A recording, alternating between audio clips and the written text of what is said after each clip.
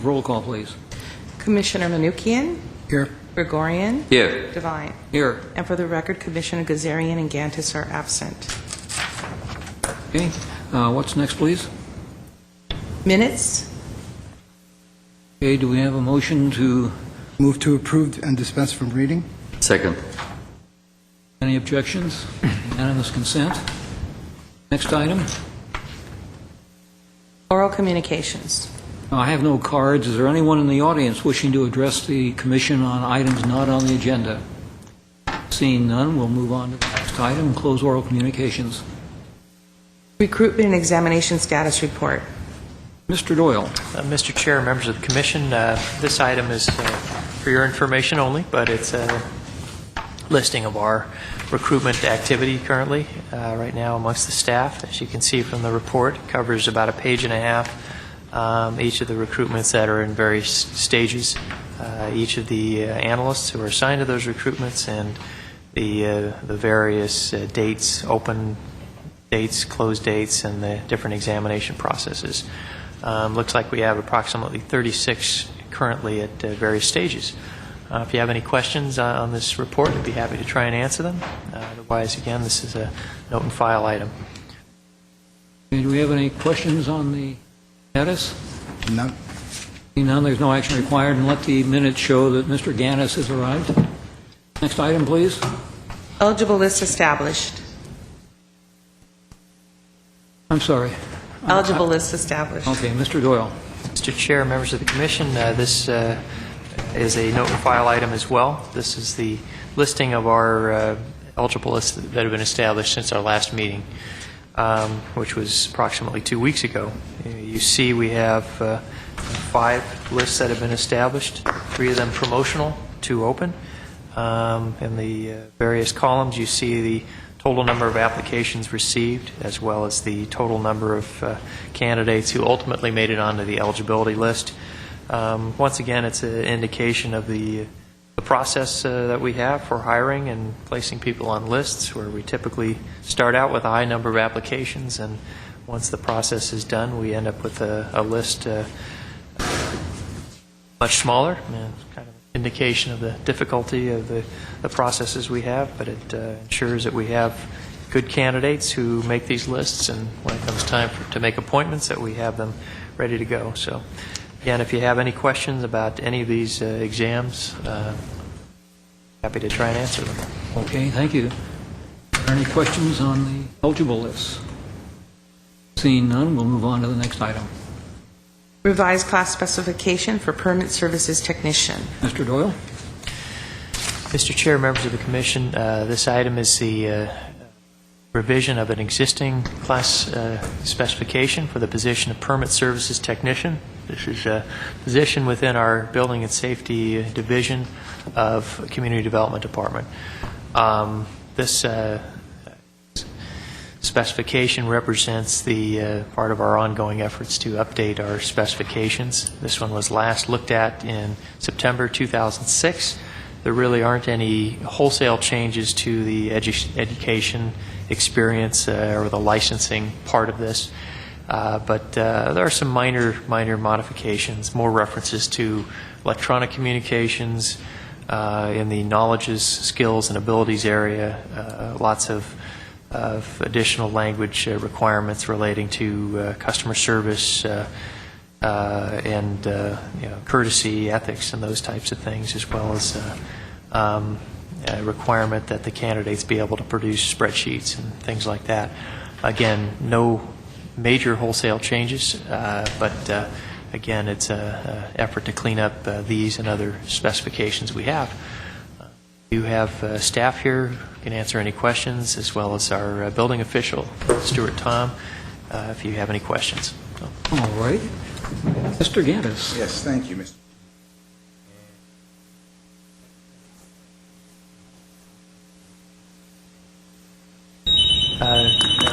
Mr. Gantis, yes.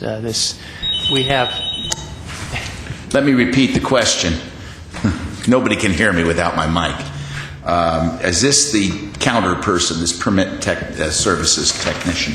There are actually 2, well, many people work the counters in the permit center, but the sort of the frontline individuals. You have the permit services technicians, and we also have customer service representatives. And the permit services technicians, it's a little bit of a higher level position that has some of the certifications involved here with the ICC and building code knowledge and things like that. Well, I asked the question, and maybe Mr. Tom can respond to this, because, you know, as people like that, people like do the customer service and the water and power, these are the people that interface with the citizens.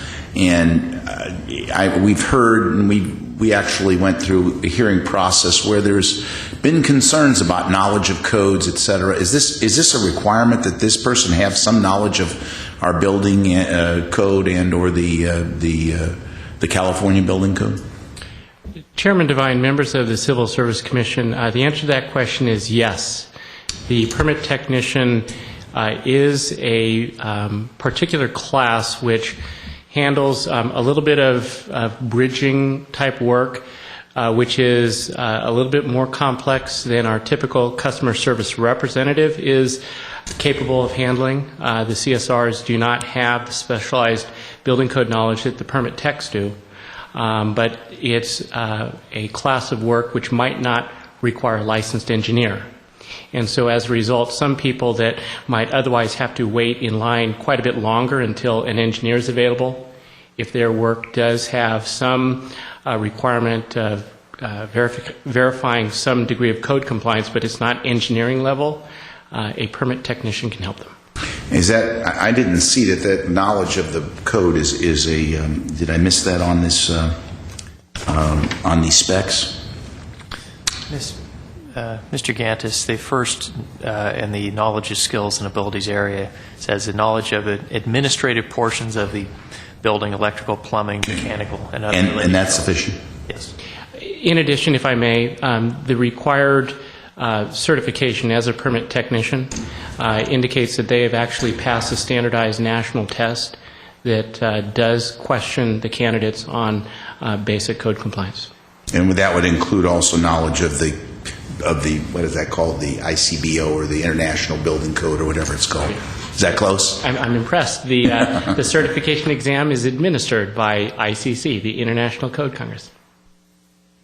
I wanted Mr. Devine to know that I do have some engineering knowledge. That's scary. Are there any other questions? Yes. That was just a comment. Mr. Tom, I mean, Oh, I'm sorry. Go ahead. contrary to what has been told, the people that work on your counter are phenomenal. They're always very helpful. I'm always in and out of there, and they're fantastic to work with. Thank you. I appreciate that. Gregorian? Yes. Follow to Mr. Gantis, couple of questions. Practically, you answered majority of my question. There's a few things that I would like to just clarification. You mentioned that deleted adding machine. Apparently, the way which I understand, they are using the adding machine, the counter people over there, the permit service people. And what any reason you want to delete that counter, that adding machine, because it's adding up the square footage or adding the size, or I mean, do they have to go to the computer? Any special reason that that tools is very handy tools? It's not very sophisticated tool, but Commissioner Gregorian, the answer to that is that we actually don't even have any more adding machines in the Permit Services Center. As Mr. Doyle indicated, the primary purpose of this revision was just to accommodate some administrative cleanup, while we do use calculators and we do use the computer spreadsheets quite a bit. We eliminated the use of our actual 10-key adding machines quite some time ago, and we don't even have them in the PSC. so it's calculator is same thing as adding machine, or just? Oh, it's different. It's different. Okay. Another question. Skill. Making independent judgment and decision based on a standard policy or procedures. So this gentleman over there actually is he is in charge of to make an independent judgment about that permit, about that plans which is over there, and he can issue the permit. That is correct. So in case there is a mistake, or God forbid, because we encountered few cases over here, so where is the next? I mean, if he passed the permit, it means that it's done, so it's a done deal, so no more problem, no more lawsuit, no more backsuit, no more coming back, or some residents and they come over and say, well, the permit has been issued wrongfully, or those kind of things? Chairman Devine, members of the Commission, this is actually a great opportunity to talk about one of the redundant features of all building departments, including Glendale's. While the initial approval is handled at the counter and is actually accrued, so to speak, through the issuance of a building permit, we have a secondary level of code enforcement and review, and that's the field inspection. Despite the fact that an error can get through, and it happens with every building department, independently the inspectors have the ability and the authority and responsibility to review all the projects, and if they find an error in the field, even if the plans would give the appearance of some approval to the contrary, the inspectors do have the authority to require the correction to be made before they approve it. Very good. Any other questions on this one? Move to approve? Second.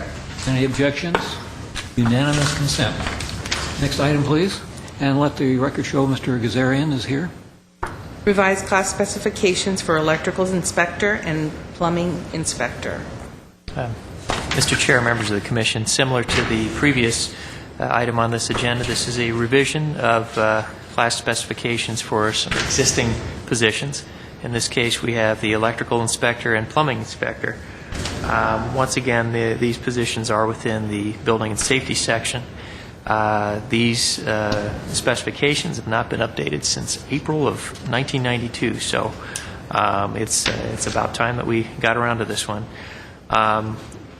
Once again, we're looking at just some minor updates to the specification, and the one I'd say more significant item is the desirable qualification that the individual have certification or experience as a plans examiner, which would be very helpful when we go out to hire in either of these two positions.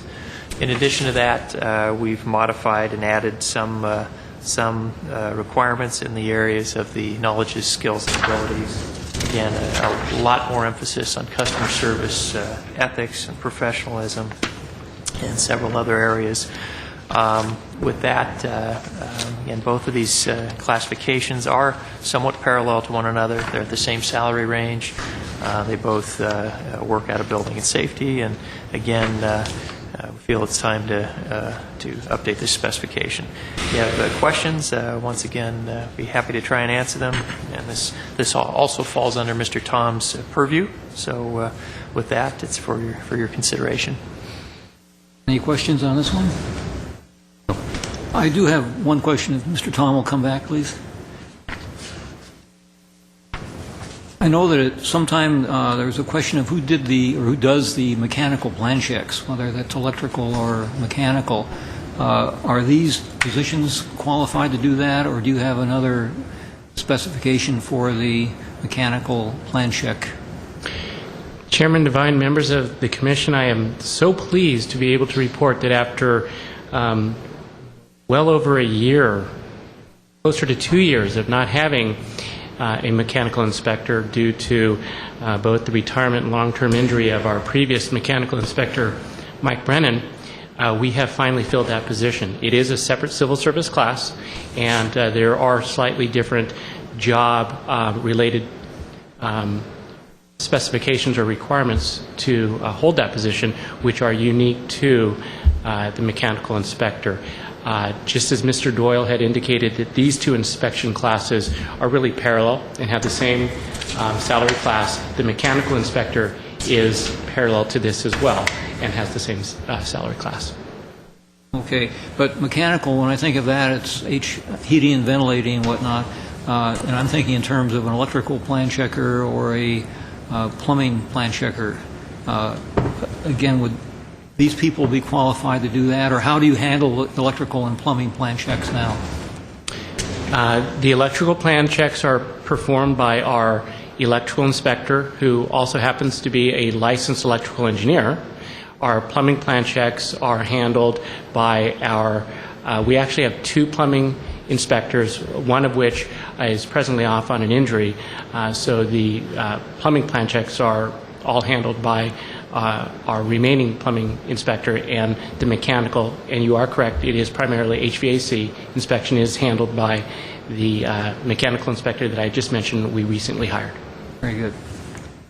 Any other questions? I too would like to echo Commissioner Manukian's comments. I've had an opportunity to deal with some of the staff in building and safety, and the service has been outstanding, and I know that comes from the top down, so a big thank you to you, Mr. Tom, for running an excellent operation, and we appreciate it on behalf of the City of Glendale. Thank you. I'll extend that to my staff. Okay. Okay. Move to approve? Second. Any objections? Unanimous consent. Thank you, Mr. Tom. Next item, please. Report on impacts of loss of redevelopment funds. Oh, Mr. Lanzafame is here to help us out. Yeah, figure this out. Mr. Doyle, want to introduce that one, please? Yes, sir. Mr. Chair, I'll introduce this item. By now, you've all heard of the recent state legislation and the court decision that essentially abolished redevelopment agencies at the local level. Tonight, I just wanted to touch briefly upon an effort that we're trying to do amongst staff and amongst the various departments throughout the city to try to address potential loss of positions and the mitigation of potential layoffs throughout the organization, and try to place these individuals in other positions elsewhere in the city. We're doing this within the rules, and but it is an effort I wanted to make sure that the Commission was aware of, and if you had questions, concerns, to talk about that. To backtrack a little bit, again, the legislation that is causing this entire predicament occurred in the state legislature, their last term last year, and it occurred is the legislation AB 1X26, which essentially sought to abolish redevelopment agencies at the local level and divert the tax increment funding that came that ordinarily would have gone to redevelopment agencies, to divert that to the state. This action was passed in the legislature, signed by the governor, and then some additional legislation came up. I believe it was called AB 1X27, which sought to restore some of the redevelopment funding to the local agencies, but it required a payment by the local agencies back to the state in order to continue to operate.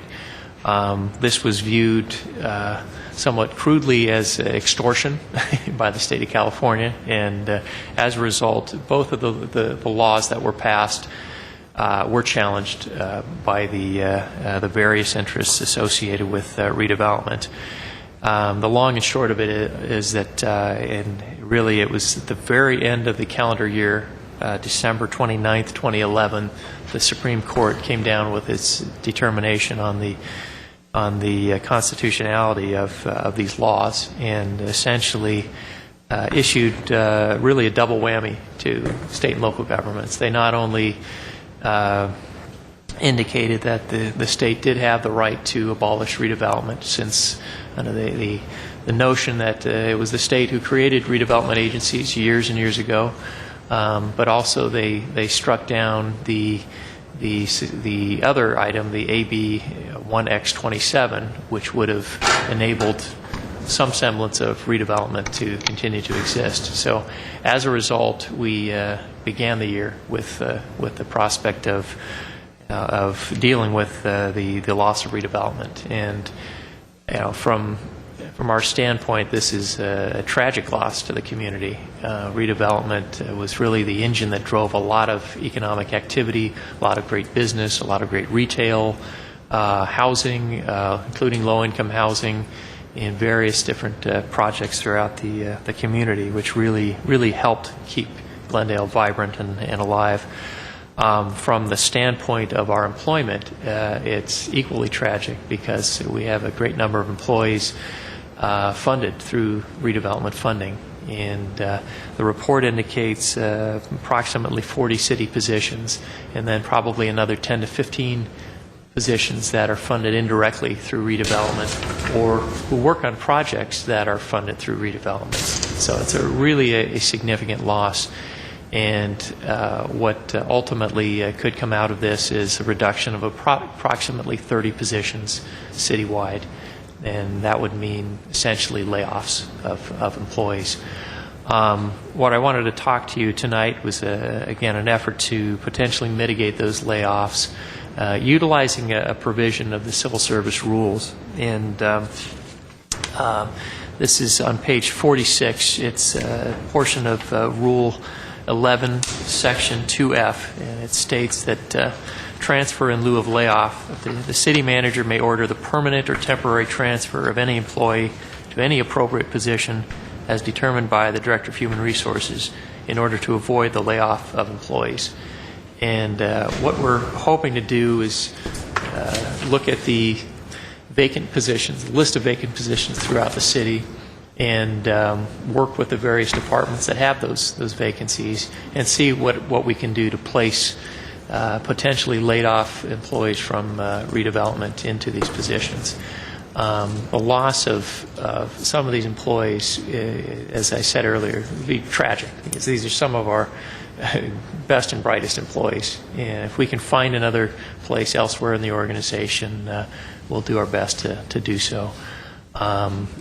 We started this process about 2 weeks ago, where we essentially publicized these vacant positions that are open internally to employees within the Community Development Department, and we're actually accepting applications from them for these positions. And we'll go through a sort of a abbreviated hiring process where they're interviewed and screen the applications and see if we can make some good placements of individuals to again, to avoid any potential layoffs. This process is underway right now, and we're seeing applications being filed for these various positions. And some of these positions are in several different departments. We have some in the fire department. We have a couple openings in public works. We have an opening in water and power, one in finance. So it's a small step, but something that hopefully can be done to try and salvage some really good employees. With that, I'd be happy to answer any questions you may have. Obviously, this is an effort that we'd like the Commission's blessing on. It's certainly been a very gratifying effort on behalf of the employees and certainly the departments who are offering up these positions. And I do want to add that these are positions that absolutely need to be filled. The city does have a number of positions, vacant positions on the books that are being held or frozen as we go through some very difficult economic times. But each of these departments had to go through the city manager's office to justify the ability to fill these positions. So again, we're hoping we can do make as many appointments in this way as possible. And throughout the course of all this, we've kept in touch with our employee associations. Really, the only two that are affected by these potential layoffs are the Glendale Management Employees Association and the Glendale City Employees Association, and we have representatives of those two organizations here as well, if you have any questions for them. So with that, that concludes my report, and again, I'd be happy to answer any questions you may have at this point. Mr. Gregorian? I hope one day you can sit down over here and mention that all 55 of them are back in the city. So is it possible somehow, I don't want exact figures, that out of this 55 position, 52, how many of them can we find a place, can we find a placement for them, just possible, approximately? Because I hate to see that they are going to go, especially with this tough economical situation. Mr. Chair, Commissioner Gregorian, the likelihood is that we would be able to place approximately 20, and it's not 55 jobs are going to be lost, because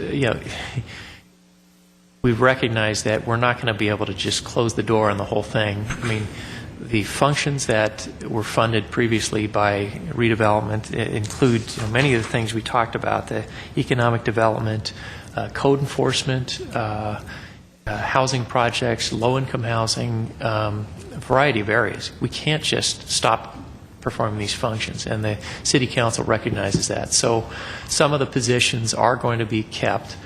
Of the list of approximately 30 that would be subject to layoff, we truly hope we can save a good 20 of those, place them elsewhere in the organization. I just had a comment. That's unacceptable.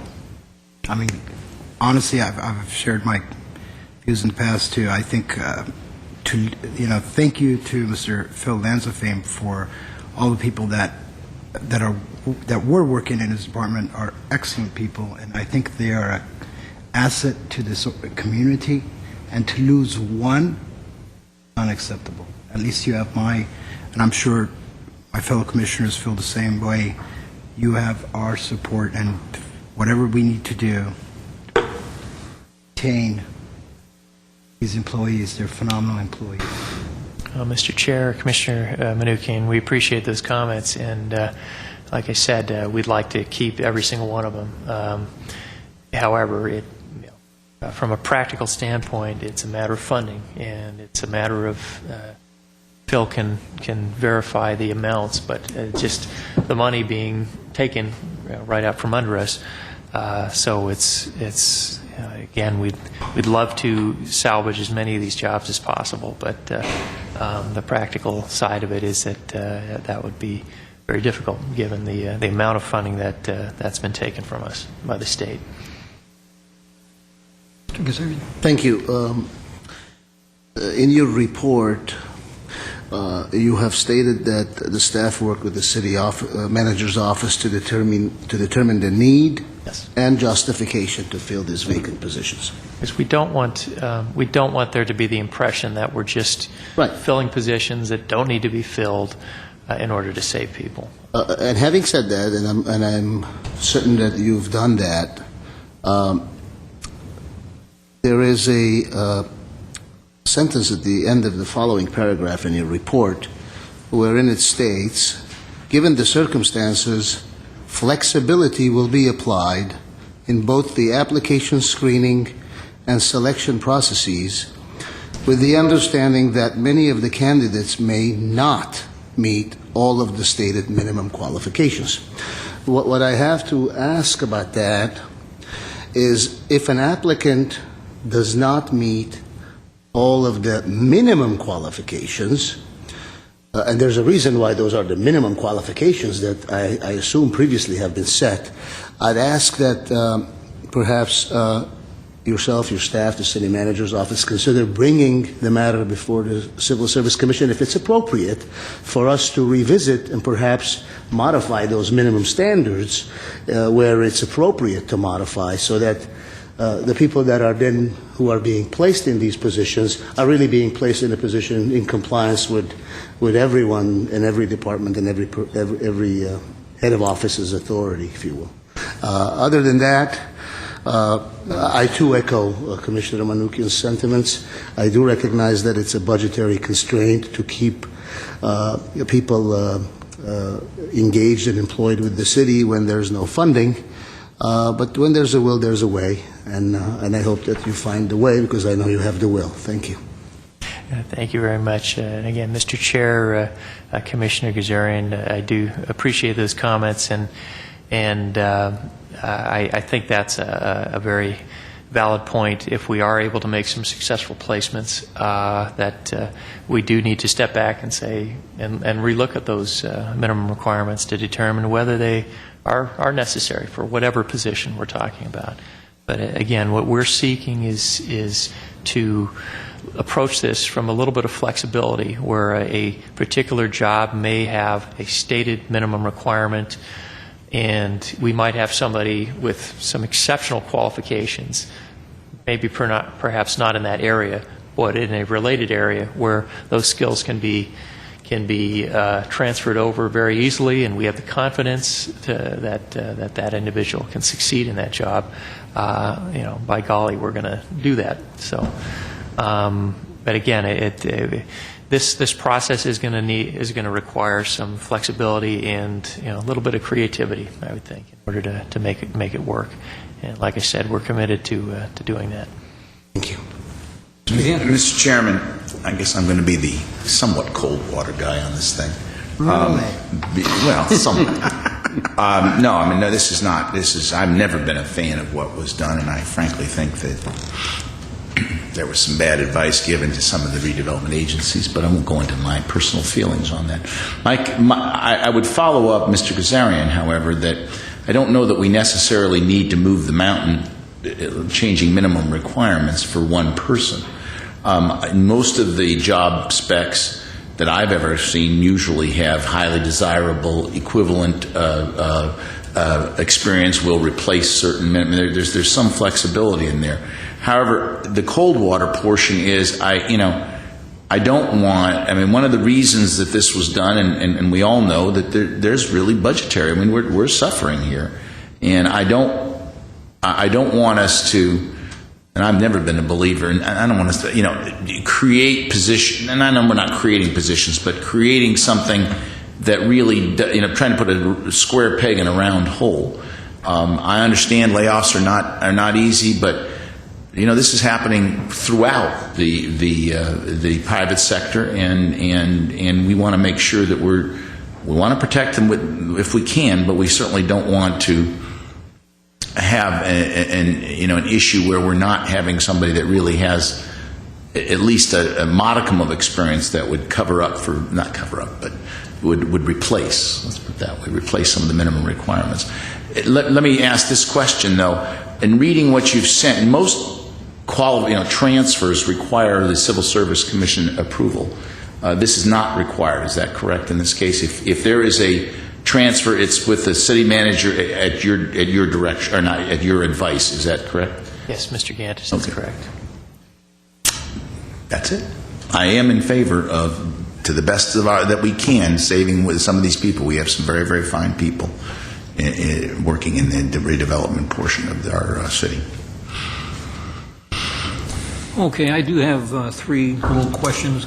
First of all, in the process you mentioned, you didn't mention about bumping rights. And could you indicate how that would fit into this process as opposed to transfer in lieu of layoff? Chairman Devine, that's a very good question. As you know, most layoff processes, including those here at the City of Glendale, involve bumping. And what bumping is if a position is targeted for layoff, you have to look at all the individuals in that same classification, and typically it's the individual with the least seniority that actually loses their job or gets moved to another department or whatever the case may be. That's in that process where the targeted position ends up displacing another person. That's what's known as the bumping process. This effort that I brought before you is seeking to somewhat circumvent or to address some of these potential layoffs before we get to that process. For example, right now we've identified whatever it is, 29, 30 positions that will need to be eliminated. We hope to again fill some of those positions in with the positions that we've recruited for, and then we would engage in the layoff process, which would involve bumping. The vacant positions that we have selected for this particular effort are those that are of a somewhat specialized nature. They have a unique title, and we're fairly confident that we're not going to be in the situation where an individual is successfully placed into one of these jobs, and then a month later we have to go through layoffs and the individual gets bumped out. So that's specifically why we're doing this right now in advance of any mass layoff effort. And again, we've picked positions that aren't a fairly common classification that would be subject to the bumping. Okay. The second question was, I know this is kind of a semi-civil service process. You go through with the application and the vetting through your office and city manager. I was wondering, in the rule of three, where the department has a chance to evaluate and pick the three top candidates, in this case, will the department head that would be receiving these people have the opportunity to vet them and say yay or nay on a particular? Yeah, Chair Devine, yes. Number one, we would not be utilizing a rule of three in this effort. And number two, it would be a process whereby we would set up either an interview panel or something maybe more elaborate than that, and listen to what those candidates have to say as far as their ability to apply their skills to this particular job, and we would leave that choice to the appointing authority. If they believe that this individual can be a successful placement in the job, and they're willing to accept the individual, then they would notify my office and city managers, and we would effectuate that transfer in lieu of a layoff.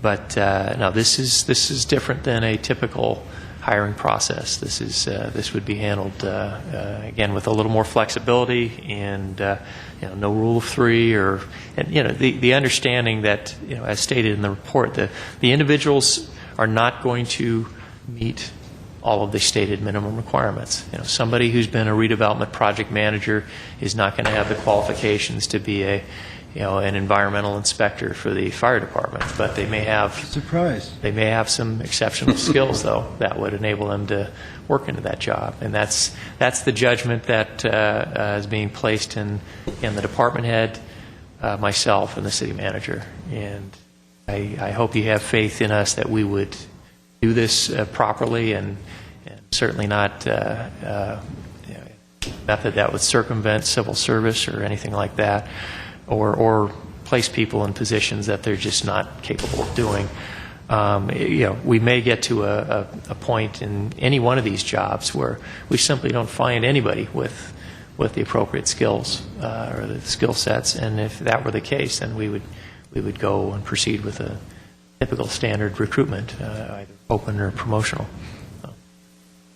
Last question I was going to ask, if we could ask Mr. Lanzafame to comment on, I know you are down in the nitty-gritty on this as far as the big picture goes, the prognosis and the future of redevelopment and whatnot. And I know that Matt gave us kind of an overview of it, kind of a bleak picture now, but in the big picture, based on what you've heard and the people you've talked with in Sacramento, et cetera, what's your assessment as far as the longevity of this and whether there's some ray of sunshine at the end of the tunnel on this?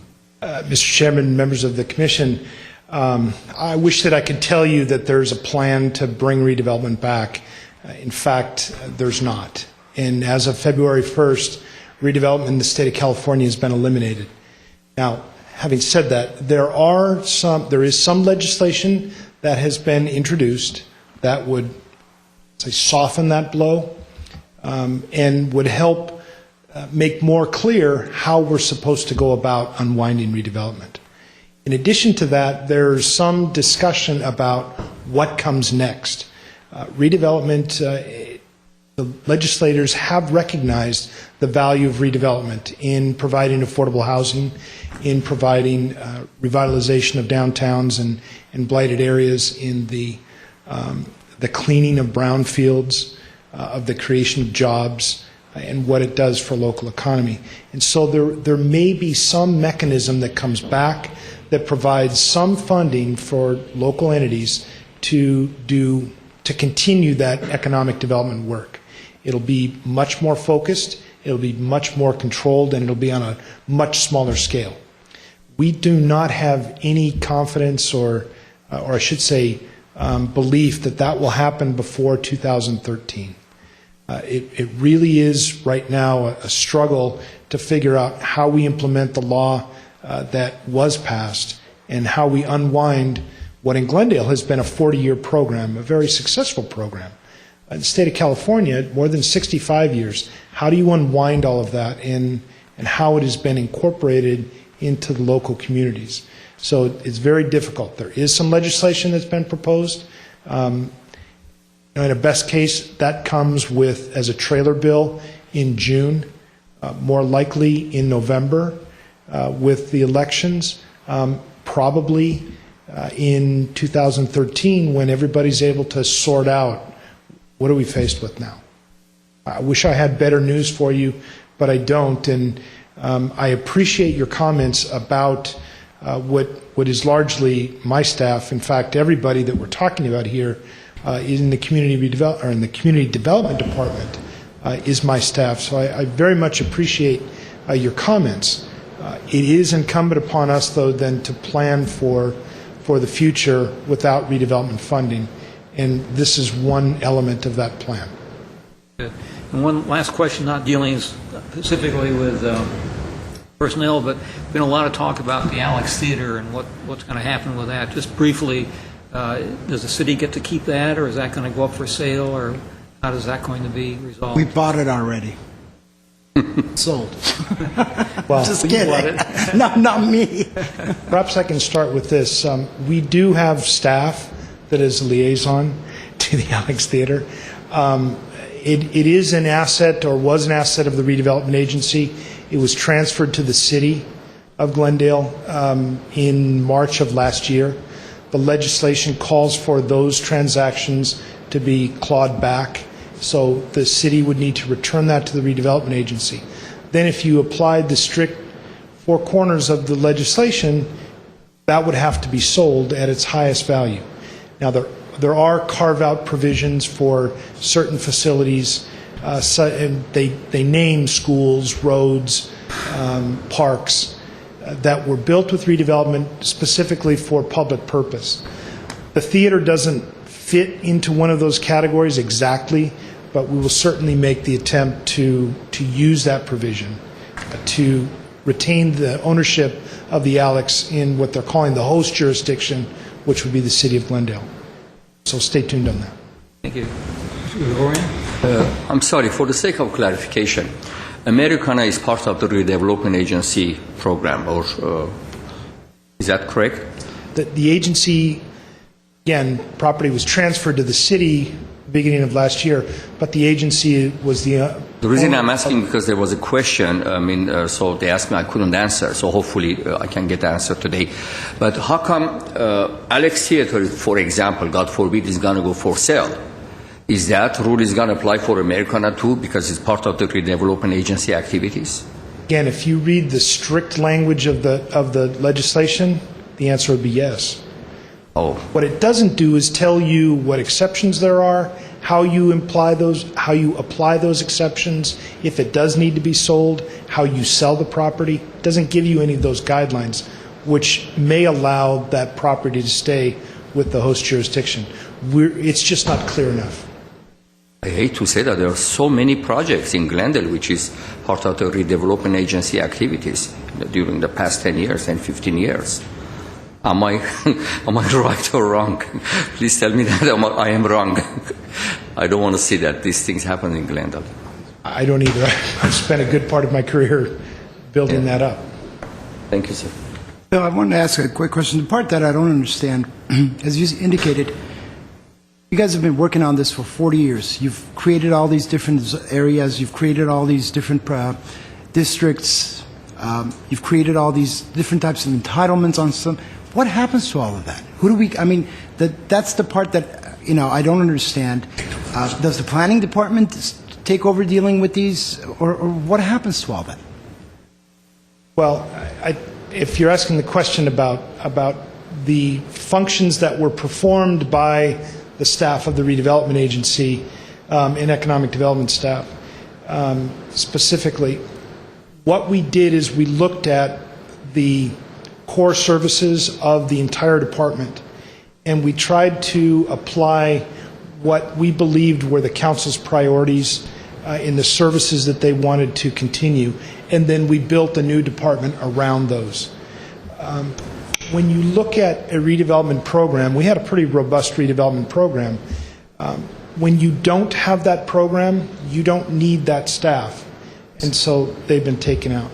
Now, we do have project managers that walked projects through, and we had already been in the process of creating that same culture with case planners in the planning department. I see. So we need to be more efficient and have other people learn those skills, and we will spend our remaining time transferring those skills and teaching those skills to others in the department. Thank you. Okay, with that, no further questions.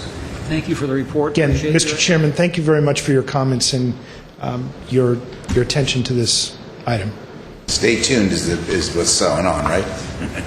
Okay. Next item, please. Agenda forecast. Mr. Chair, members of the Commission, Doyle, what happened? Mr. Doyle, what happened to you? Mr. Chair, members of the Commission, this is the agenda forecast for our upcoming meetings. Just a reminder that we will have some closed session items, some appeal hearings coming up as well. And per the request of the Commission, we do have a report on POBAR and FOBAR, the Peace Officers Bill of Rights and the Fire Bill of Rights, coming up on April 11th. I will be presenting along with the General Counsel for the Police Department, Ms. Carmen Marino. Okay. Any questions on our forecast? Again, I would just point out my absence on the 25th. I think everybody knows that, but it doesn't reflect in the. Okay. Next item, please. Reports and information, past due employee performance evaluations. I'll let Mr. Gaddis go through that. Thank you. There is some respect in this place, Mr. Manoukian. Thank you. No past dues. Again, this is our traditional reading off those departments that do not have past dues, and we're very thrilled with that. There are no past dues with the City Attorney's Office, no past dues with Community Development Department, no past dues with the Community Services Department, no past dues with the Finance Department, no past dues with the Fire Department. No, sorry, I'm sorry. I misread this, excuse me. No past dues with the City's Clerk's Office, no past dues with the City Manager's Office, no past dues with the City Treasurer's Office, no past dues with the Fire Department, no past dues with Glendale Water and Power with 379 employees, no past dues with the library, no past dues with the Police Department with 351, and no past dues with Public Works.